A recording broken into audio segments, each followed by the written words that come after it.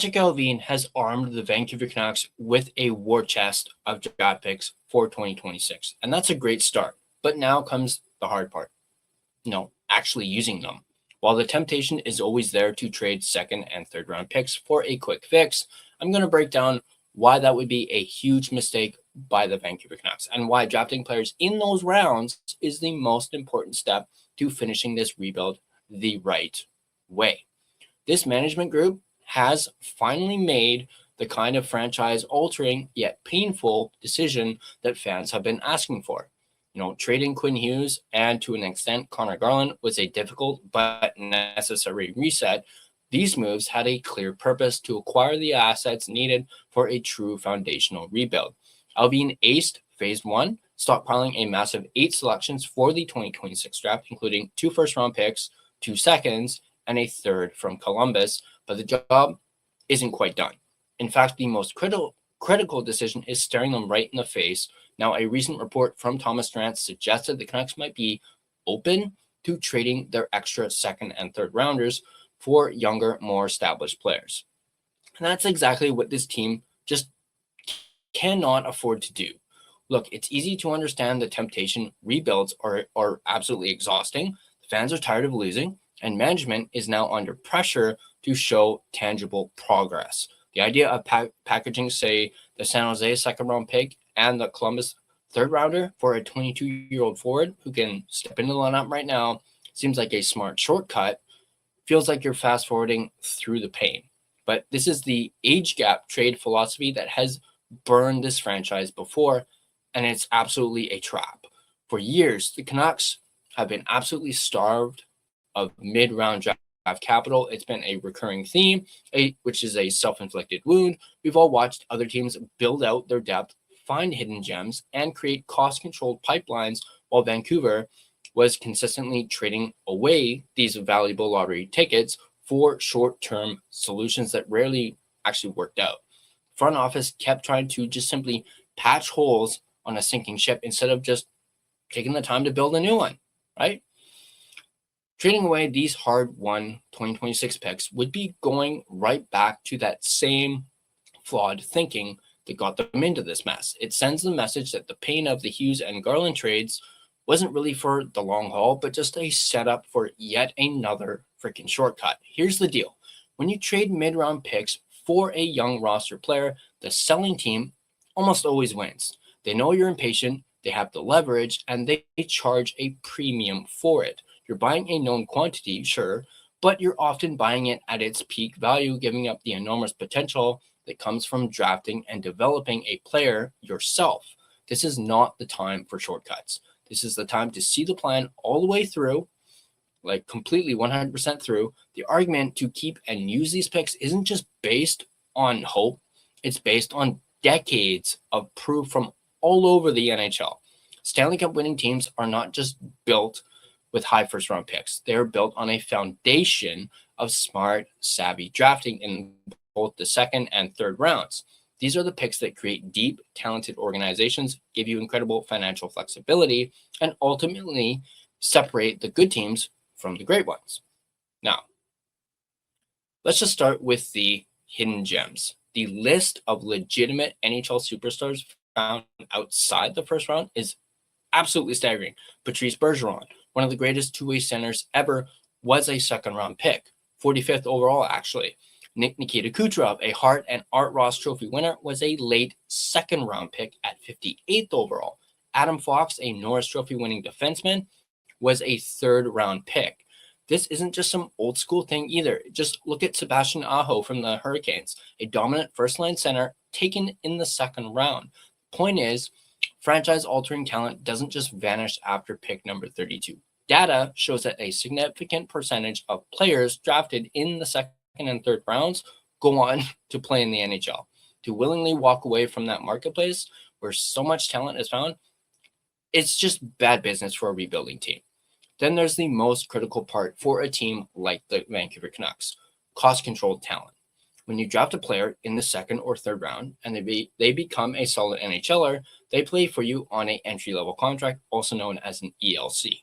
For 3 years, you get a valuable contributor for under $1 million against the salary cap. That is the single most valuable asset in a hard cap league. That financial flexibility is what allows you to pay your new core players what they deserve later on. It's what gives you the cap space to go sign a key free agent to put you over the top.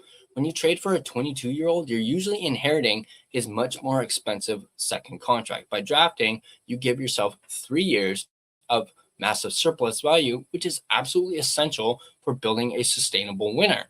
Finally, it's about building a real prospect pool, something the Canucks have been missing for the better part of a decade now.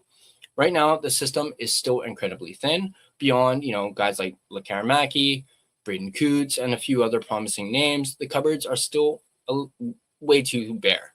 Having multiple picks in the second and third rounds actually lets you take multiple swings.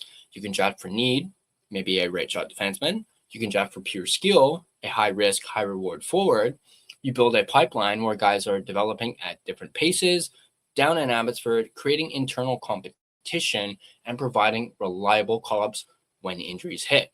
Now, as Allvin himself has said, it's not a sprint to make the NHL, it's a marathon.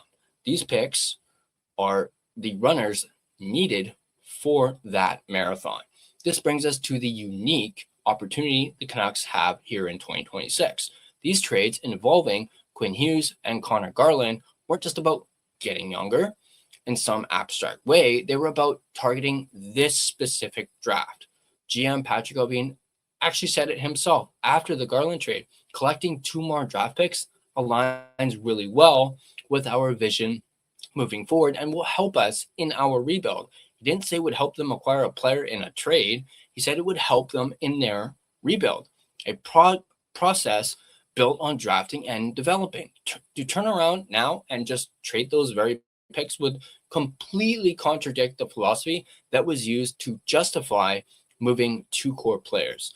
The setup of the 2026 draft makes using these picks even more important due to the Evgeny Dadonov trade saga. Of course, the NHL modified the penalty against the Ottawa Senators. Instead of forfeiting their first round pick entirely, the Senators will now automatically select 32nd overall, and they are not permitted to trade that selection. For a team like the Canucks, who of course finished at the bottom of the standings, as we know, this is a golden opportunity. There's a very real scenario where the Canucks could have 3 selections inside the top 33 picks of the draft. That is how you fundamentally change the trajectory of a franchise. You don't trade that kind of opportunity away for one player who might be a small upgrade on your current roster. We should also look at Patrik Allvin's own background. He was, of course, part of a Pittsburgh Penguins organization that consistently found value outside of the first round. Yes, they built their dynasty around Crosby and Malkin, but they sustained it with guys like Jake Gensel and Brian Rust, who were both third-round picks. Allvin comes from a culture that understands how critical it is to hit on those mid-round selections. He knows firsthand that these picks are not throwaways. They are the building blocks of a championship caliber depth chart. And we know Allvin is good at drafting. The strategy has to be simple. Use their own first rounder, Minnesota's first rounder, their own second round, and San Jose's second rounder to draft 4 players. Use the third rounder from Columbus to draft a 5th. That's 5 swings at finding real NHL talent in the top 100 picks. 5 new players entering your system, all on cheap, cost-controlled contracts, and all developing on your timeline.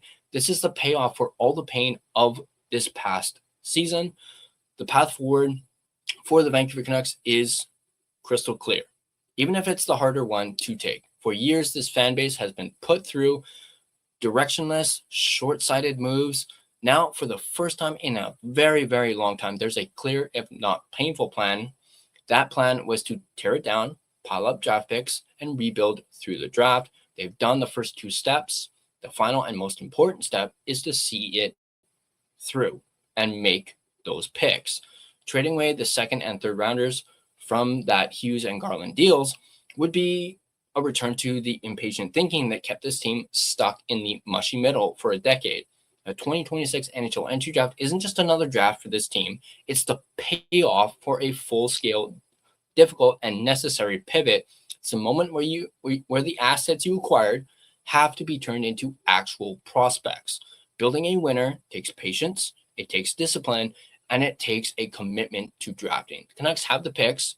Now they just need the conviction to use them. But that's, of course, my take. I think using these picks is the only way forward.